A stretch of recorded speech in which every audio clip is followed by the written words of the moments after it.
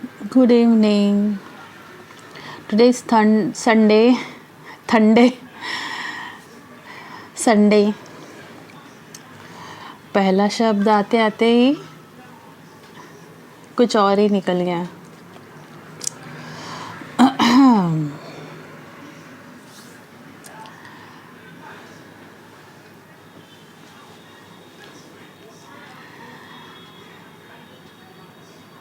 Sometimes we don't attend other people's call.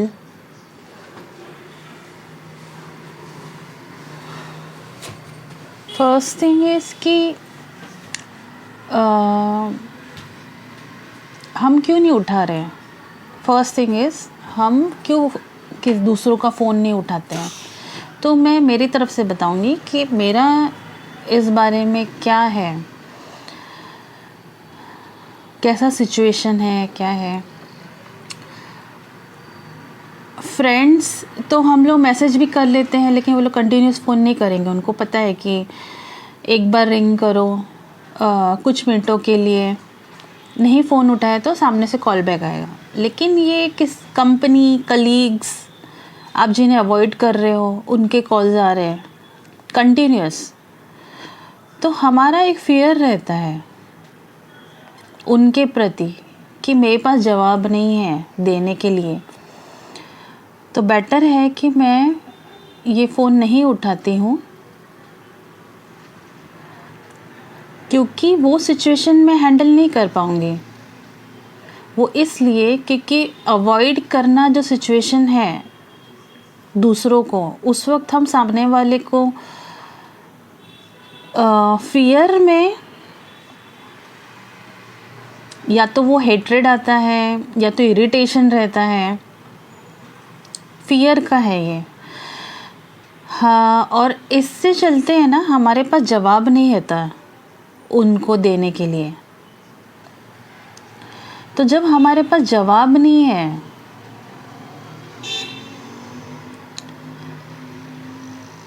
और situation हमारे favour में नहीं है, इसलिए इतना कॉल आ रहा है ना. सिचुएशन फेवर में नहीं है, जवाब देने के लिए नहीं है. हम अपना आपा खो सकते हैं, हमारा बीपी हाई हो सकता है, हमें उस वक्त इतनी दिक्कत है कि हम और हमारी तरफ कोई और एडिशनल वर्ड्स ले करके और स्ट्रेस नहीं लेना चाहते हैं जिससे हमारी हेल्थ प्रॉब्लम हो, हम हमारा आपा खो दें. ये रीज़न से फ़ोन नहीं उठाना. Fear to communicate with the other person who is calling you continuously. The person who is not ready to understand, even after calling so many times, the person who is not attending me,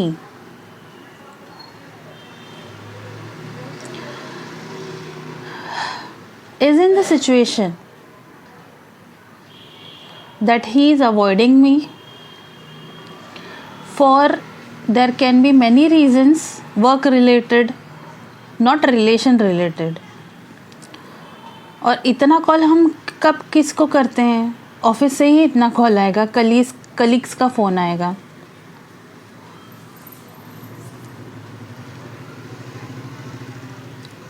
in the name of urgency. और urgency नाम से आपके ऊपर और इतना force आता है कि हम और फ़ोन उठाना नहीं चाहते हैं. एंड जो इंसान इतना एक्सपेक्टेशन में इतना कॉल कर रहा है जिसे इतनी बार, उसके साथ तो टेम्पर हो गया relation. Either the person who is calling so much has to give some official answer. Just send one message or email, or if he has not received any answer and the other person who is not attending, then put one SMS. You can get the message or you may not get the message. You can forward to your seniors as an official message. If your company and your work is demanding for answer, why the other person is absent, but don't show your power or your position to force the other person who you know has fear of you. तो अपने position की वजह से आपके पास वो power है, तो हम किसी इनोसेंट पर्सन के अंदर ये फियर नहीं डालें कि हम फ़ोन कर रहे हैं तो तुम्हें उठाना ही है. बट दैट में temper the relation, the peace even of yours also, because आपको कुछ स्थिति दिखानी है ना अपनी, और आप खुद विचलित हो गए, दूसरा भी विचलित हो गया है, ये बात नहीं है. उसके फ़ोन पे इतने कॉल्स जा रहे हैं, there is always a message prompting to him, certain call came from this number. So calling 15-20 times to the other person doesn't mean that they are ignoring or they cannot see who is calling. Innocent person को इतना week मत बनाइए कि वो आपको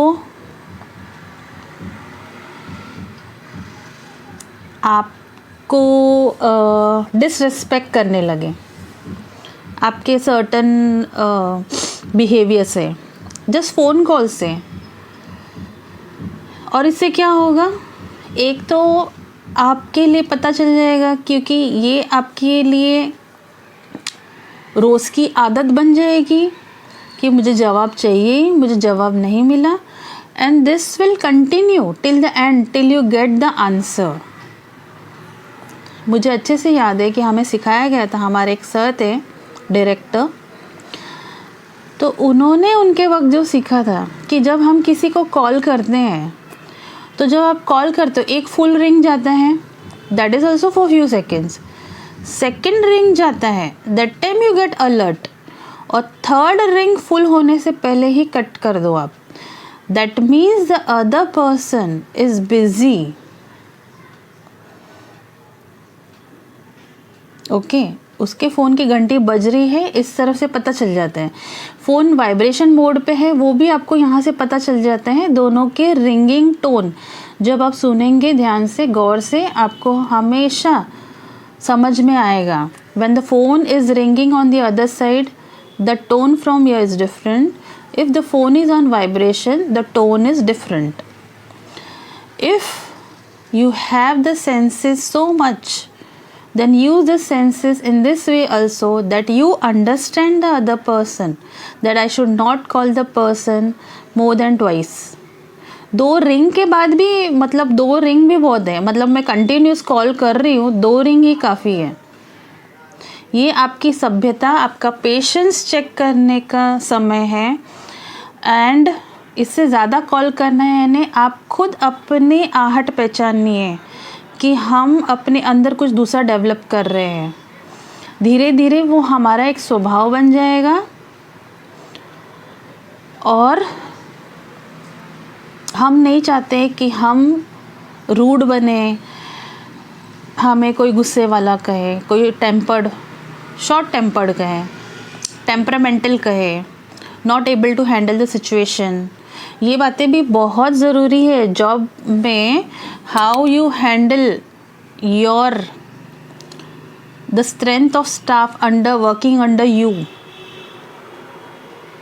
company आपको देखती है, आपके नीचे कितने काम कर रहे हैं. It's a part of the hierarchy of the company. But who is the leader of that group, how he handles the group without cribbing to your group and without the cribbing to your seniors, and the job is done well done, that is part of your appreciation. उसी की वजह से तो perks मिलते हैं. तो हम लोग ऐसे प्रेशर डेवलप होता है, आप समझ जाइए. कम टाइम में मैक्सिमम काम होता है, and if the staff strength is less, then you start reacting. उस वक्त हो सकता है कि आपको वो काम नहीं आता होगा, लेकिन इसका मतलब ये नहीं कि आपका अभी ऐसा डिमांड है कि आज मेरा एक कोई कलीग कम है और आज ही काम ज़्यादा है। आप वो काम खुद लेकर चेक कर सकते हैं। अगर जो एब्सेंट है उसी का काम है, यानी few job description JD is done by certain person only, a designated profile only, और दूसरों को वो नहीं आता है फॉर सम सीक्रेसी।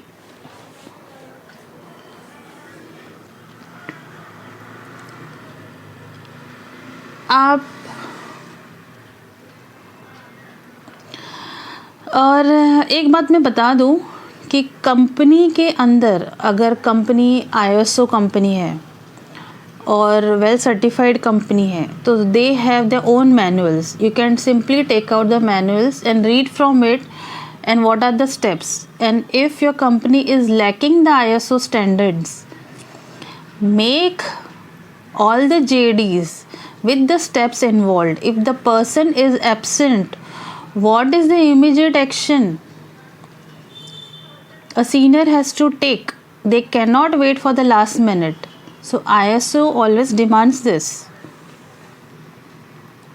क्योंकि ये बैक पास्ट में हुआ है कि हम कुछ बदला लेने के लिए कुछ चीज़ें दूसरों को नहीं सिखाते हैं एंड सडनली हम वो जॉब बदल देते हैं and the company has to pay for it just because of some issues between the staff. Senior or the top on the hierarchy won't see this. It has to give answers. आज ये काम क्यों नहीं हुआ, और day to day वाले काम जो होंगे जिस अगर वन ह्यूमन एरर की वजह से करोड़ों का नुकसान होता है तो आप समझ सकते हो ना कि आपको कितना फ़ाइन देना पड़ेगा। In shipping we have seen this. One human error can destroy many things, can also land up to higher charges, can also if you're not honest, ये भी हमने देखा है कि चीज़ें जो गोलमाल करते हैं जहाज पे, द ऑयल,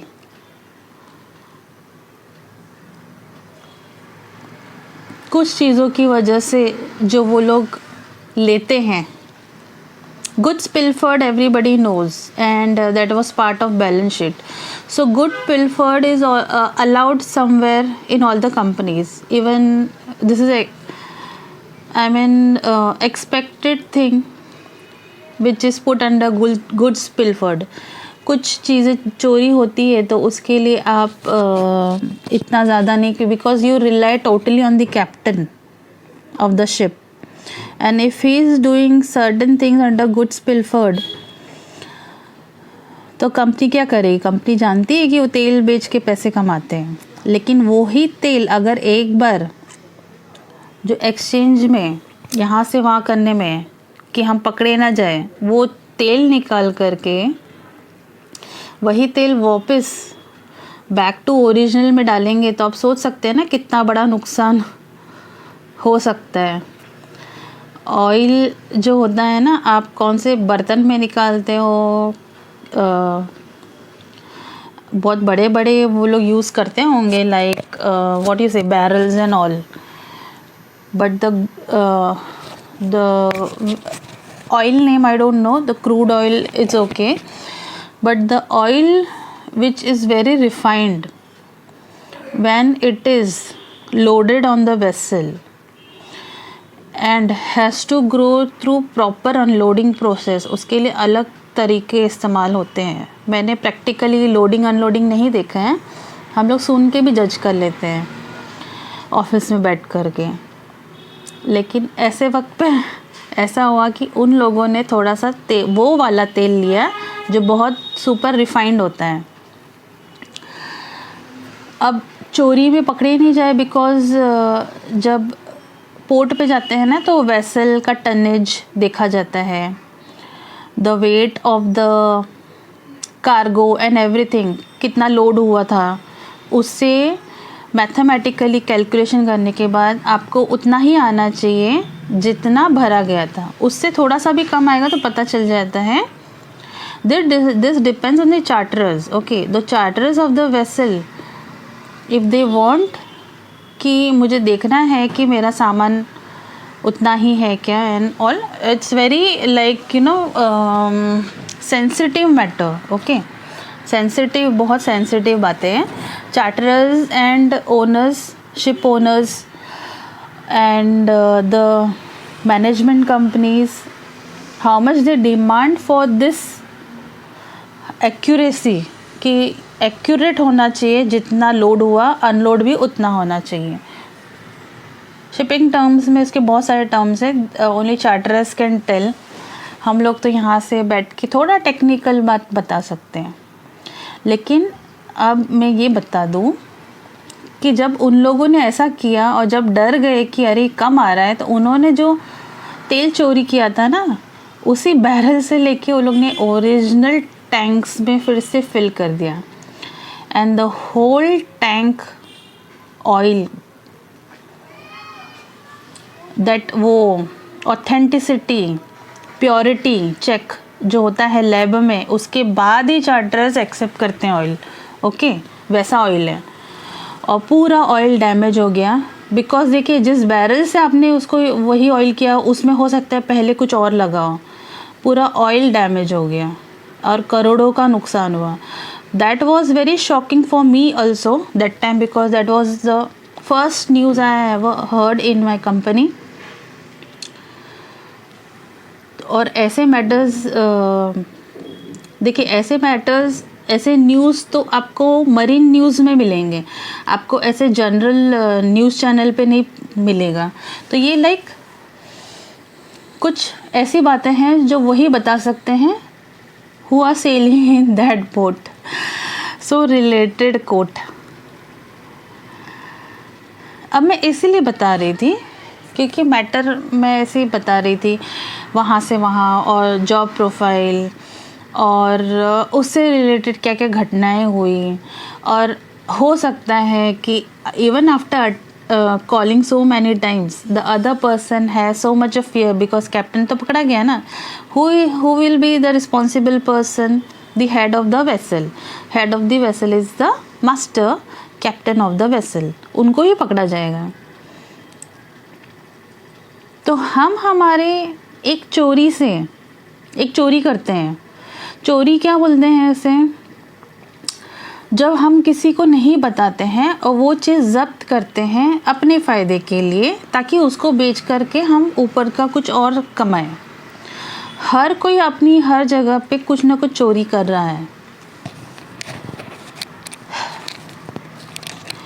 लेकिन ऐसे वक्त पे अगर हमें अपनी गलतियों का एहसास है तो ये हमारे लिए बहुत अच्छी बात है. Good, congratulations for it.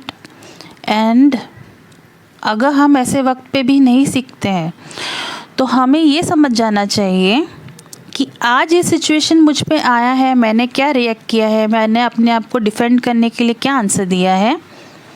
जो मेरा ज़मीर मेरे अंदर रिकॉर्ड कर रहा है, जो मुझे पता है कि मैं बहुत झूठ बोल रहा हूँ, आज मैं उसे अप्रिशिएट कर रहा हूँ. लेकिन वही बाउंस बैक होके मुझ पर ही आएगा कि वो मुझे कहीं ना कहीं ऐसे आएगा कि वो चाहे बाहर से आए, ये दिखाए कि कल जो तुमने किया था आज तुम्हारे साथ वो हो रहा है, या फिर वो मुझे ही अंदर घुमा फिरा के अपने ही कर्मों में ऐसा आए कि मेरा बहुत बड़ा नुकसान हो. सबसे बड़ा नुकसान तो अपने ही हेल्थ लॉस होता है ना, अपना ही बिहेवियर. एक झूठ बोलने से हमारा अंदर का क्या लॉस हुआ? एक सच्चाई माइनस हो गई फ्रॉम 100. जब हम जन्म लेते हैं तो हम तो लेके आते हैं ना अच्छाई साथ में. उस वक्त हमारे मन में कुछ नहीं होता. छोटे बच्चों को कहा जाता है कि वो कितने innocent. What does the innocent word means? जिनके अंदर कोई स्ट्रेस नहीं है, जिनके अंदर कोई दूसरों के प्रति बुराई नहीं है, उन्हें किसी का बुरा करने नहीं आता है। वो अपने अच्छाइयों से दूसरों को खुश कर सकते हैं, दूसरों को बहुत सारी बातों से बाहर निकाल सकते हैं विथ जस्ट वन स्माइल और वो जस्ट वन बैबलिंग। कितनी अच्छाई है। So that is 100% complete. जब बड़े होते हैं और एक झूठ से समझे वो एक अच्छाई चली गई, अब उस अच्छाई को हम क्या परोपकार करते हैं। किसी को लगता है कि अरे मेरे अंदर अब धीरे धीरे कुछ गलत भावनाएं आ रही हैं, तो वो दूसरी तरफ परोपकार करने लगते हैं ताकि उनके मन का बोझ हल्का हो। See the types of people, just in one statement, the types of people. One person wants to come out of the burden, the other person doesn't feel the burden even after doing great losses. दूसरों का loss जो हमें लगता है कि हमारा नहीं है, वो हमारा लॉस है। उनका पैसे का लॉस हुआ, उनके सब चीज़ का लॉस हुआ, जो आपको देख के खुशी हो रही है, लेकिन ये खुशी हैप्पीनेस नहीं है। ये जो आया ना आपके पास, that is your loss, because now you are changed person who is a wrong. Now congratulations for it that you fall into the category of a wrong person, and you should have that eye to look yourself in the mirror.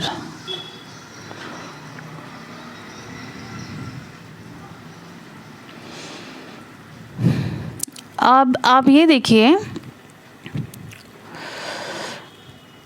कि crime cases और बहुत सारे ऐसी जगह पर जहाँ पे इंसानों ने झूठ बोलने में इतनी माहिर बन गए हैं,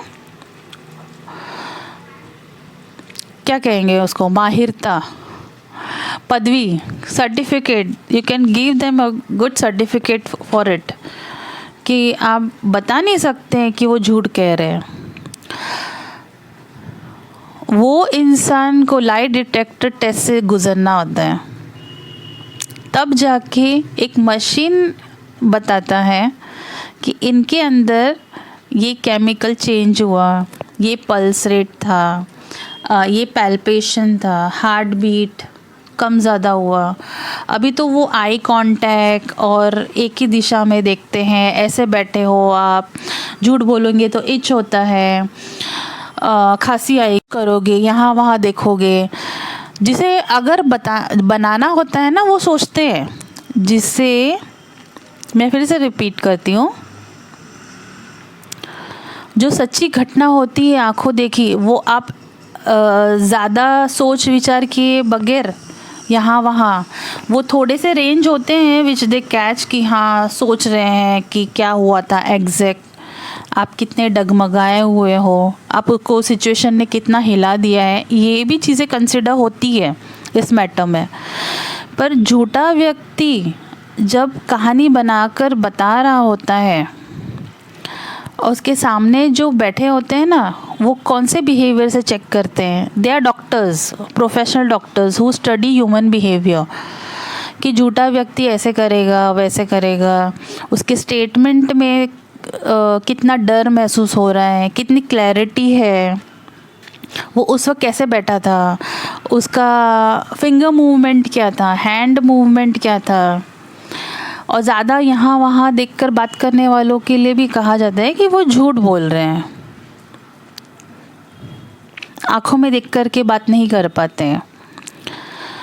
तो अगर दूसरे हमें इतना बता सकते हैं कि हम झूठ बोल रहे हैं, तो हमें तो हमारे अंदर ही पता है ना, are we becoming deaf to ourself. ये पहले अपने आप को जानना है। छोटी चोरी करते करते हम इतने बड़े चोर हो चुके हैं। इस बात को अपने आप को पूछना है मिरर में देख कर के, क्या आज मैं वो हूँ जो मैं बचपन में था? क्या उतनी अच्छाई मेरे पास है? क्या मैं मेरे घर के उन लोगों से वो नज़र मिला के कह सकता हूँ कि आज जो मैं कर रहा हूँ वो सही कर रहा हूँ?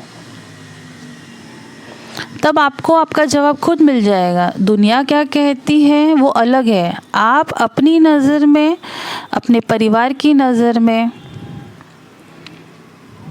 कितने सच्चे हो ये आपको खुद पता चल जाएगा। और अपने अंदर से अपने आप को झूठ बोलना पॉसिबल ही नहीं है। दिस इज़ हाउ कि आप सभी इंसानों को, किसी को भी झूठ बोल सकते हो, लेकिन भगवान को बेवकूफ़ नहीं बना सकते कि भगवान को झूठ कह दिया। यही कारण है कि हम अपने आप को झूठ नहीं कह पाते। हमें हमारी सच्चाई हमें खुद को पता है। इसका मतलब हमारी सच्चाई भगवान को पता है, हमारा वो डेटा उनके पास है। भले आप अपने जीवन के 80 साल 100 साल इधर ऐसे बिता लो, लेकिन आगे वो जो पूरा आपका डेटा जो स्टोर्ड है उनके पास, उसका जवाब तो आपको देना है, हर सेकंड का जवाब देना है। तो आपने इतनी गलतियां की है, उसमें कितना परोपकार किया है वो ढूंढना होगा आपको खुद। तो आप भगवान से नहीं डरते हो, आप उसको खुद से डरते हो कि अरे यार मैंने तो ऐसा कुछ किया ही नहीं, मुझे काश उस वक्त ऐसा रहता कि मैं कुछ करता तो आज मैं इन्हें जवाब दे पाता। सीनियर जो है आपके सामने भगवान, वो सीनियर हो गए ना, तो किस हक से आप उन्हें फादर कहेंगे या भगवान कहेंगे या अपने कहेंगे? तब तो आपको लगेगा कोई ऑफिशियल मैटर है आप डिस्कस कर रहे हो, जिसका आप थरथरा जाओगे। अंत समय में सब डरते क्यों हैं? ये कारण है क्योंकि आपको जो जवाब देना होता है ना उस वक्त, तो आप ढूंढते हो कि मेरे पास कितनी अच्छाई थी, मुझे वो बताना है। क्योंकि सबसे पहले आपका जो कितना ब्लैक इकट्ठा है ना वो दिखाई देगा। आपको जो दिक्कत हो रही है उस वक्त, वो ही कारण आपके लिए ही है कि आपका शरीर से आपको तकलीफ़ हो रही है, आपकी आत्मा नहीं निकल रही है। वो बुराई जो आपके अंदर है वो ब्लैक बन के आपको ही सता रहा है। तो उसको कितना हटाएंगे भगवान?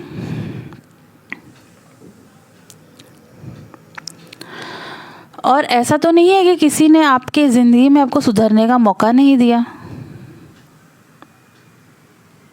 ये भी तो वो कहेंगे, उसका तो जवाब आपको देना होगा। तो मेरी बातें मैं ये बताना चाहती हूँ आज, फियर, अपना फियर दूसरे इंसानों पर मत डालिए। नहीं तो जो फियर आपको फेस करना होगा ना, वो आपका खुद का वो फियर होगा, वो भगवान ने डेवलप नहीं किया होगा। याद रखिए, आप सोचेंगे मैं खुद मेरे इन पाबंदियों को कैसे हटाऊं, जो मैंने अपने पूरे जीवन में जो दूसरों पे डाला है ना, वो खुद आपके सामने खड़े होंगे राक्षस समान, जो आपको दर्द दे रहे होंगे, और वहाँ पर भगवान खड़े होंगे। होप सो, क्योंकि मैं बोलते वक्त देख सकती हूँ, लेकिन आप मेरी बातें सुनते वक्त कितना समझ जाते हैं कि कोई भी चीज़ अंत समय में जो आपको लगता है फियर है, पेन है, तकलीफ़ है, मेरे अंत समय में अपने जाते वक्त वो सामने भगवान से नहीं आ रहा है। वो सिर्फ आपका जितना भी है वो पूरा हो रहा होता है, चुकता हो रहा होता है, till your emotions, your body, आपके अंदर जितनी भावनाएं हैं, आपकी धारणाएं, आपकी अच्छाई, आपकी बुराई, पूरा कैलकुलेशन कन्वर्ट हो रहा होता है, उससे जो बाहर आ रहा होता है, वर्ड टू वर्ड वो डिस्कस होता है। मुझे बहुत अच्छे से पता है क्योंकि मेरा हिसाब किताब जब हो रहा था तो मुझे पता है। मुझे लगा कि मैं जाने वाली हूँ, लेकिन बहुत जल्द मैं और बातें बताऊंगी इस बारे में। लेकिन हिसाब किताब की बातें मैं बहुत सोच रही थी ना, क्योंकि मैं बताऊँ कि जब मैं भगवान से बात करती थी ना, तो जब मुझे कुछ नया सीखने मिला कि अपना डे टू डे एक्टिविटी जैसे हम लोग कंपनी में ऑफिस में करते हैं ना, आज मेरा ये काम है, तो मैंने एक नया सीखा, एक नई लर्निंग सीखी। जिस सत्संग में मैं जाती थी वहाँ से उस ज्ञान में मैंने सीखा कि अपना रोज़ का हिसाब भगवान को दो। तो जब हम अपना हिसाब भगवान को देंगे तो हम ये तो नहीं बताएंगे ना कि आज मैंने ये बात पे क्रोध किया। तब मेरे अंदर अगले दिन क्वेश्चन आया कि क्रोध के बारे में तो मैंने भगवान को नहीं बताया। And now I am understanding that question was coming from that side. तो भगवान दूर नहीं है, वो इतने पास में है कि हमें पता नहीं चल रहा है। हमें लग रहा है कि हम कर रहे हैं, हमारी बुद्धि बता रही है। और जब ये पता चलने लगा क्रोध के बारे में, और उसके हम हमारी बुराई के बारे में डिस्कस नहीं कर रहे हैं, तो वो हम तो गठरी हमारे ऊपर ही लेके बैठे हैं ना। हम आज अच्छा किए, आज हमने ये बनाया वो बनाया, आज खुश थे, आज क्या अच्छा काम किया, लेकिन आज क्या बुरा काम किया वो भी उनको बताना है। अगर हमें नहीं पता हम क्या बुरा काम कर रहे हैं, तो दिन में पूरा दिन हमें देखना है, जिसको उन्होंने कहा है चेकिंग करिए। चेकिंग यानी आपका पूरा दिन में आपका बिहेवियर के बारे में आपने क्या बातें की, इसको कहते हैं हिसाब किताब। अगर आपका 1 डे का आपको बैलेंस शीट में डालना है तो आप कैसे डालेंगे? तो समझिए वो हिसाब किताब है। मेरे फ़ायदे का और मेरे नुकसान का। अब नुकसान हमें किस चीज़ को कंसिडर करना है? मेरा एक गलत स्वभाव मेरे नुकसान है, क्योंकि उससे मेरा एक अच्छाई कम हो गया, और मेरी एक अच्छाई यानी मेरा एक ढाल मुझसे दूर हो गया। इसका मतलब ये है कि मुझ पर तो कोई भी हमला कर देगा। कौन है वो? क्रोध, अहंकार, मायावी बातें, क्योंकि मेरी एक अच्छाई कम हो गई, मेरी प्रबलता कम हो गई। तो मैं अपने से ही अपना ढाल कम कर रही हूँ, और मेरे अंदर वो बुराई मुझे गलत सिखा रही है कि नहीं ऐसा करने से बुरा नहीं होता है। हमें शुरू से बताया गया है अच्छा क्या है, बुरा क्या है। क्रोध करना कितना बुरा है, अब हमें ये सीखना है। सबसे पहले तो ये पूरा क्लियर है कि क्रोध करना बुरी बात है, ये तो हमें मालूम है। क्रोध करने से हमारे ही हेल्थ पे हमें ही इशू आता है। अब इस क्रोध को किसने होल्ड करके रखा है? इस क्रोध को मेरे अंदर किसने होल्ड करके रखा है, ये मुझे चेक करना है। अब क्या इसके पीछे कोई वजह है? किसी के प्रति मेरे मन में कुछ ऐसे भाव है जिस वजह से ये क्रोध है?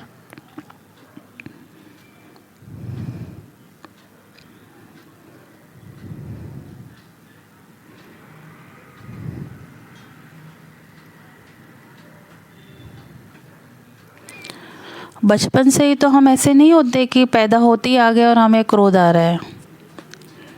ऐसा नहीं है।